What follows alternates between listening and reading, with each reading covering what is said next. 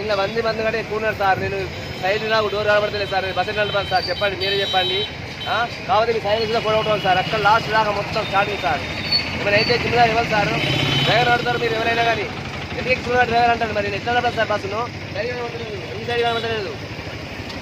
50 మంది కానీ 110 మంది ఉన్నారు సార్ బస్సులు. సైడ్లో తీసి మొత్తం బియ్యం పెట్టండి. సైడ్లో సీట్లో చూడండి. ఒక కాలు ఉందా? ఇంత కాలు లేదు సార్ బస్సు. నేను ఎక్కడ సార్ బస్సులు? నేను డ్రైవర్లో కాదా? ఏమైనా అయితే మమ్మల్ని అంటారు సార్. అందుకే ఆపేశాను. మరి ఏం చేయాలి?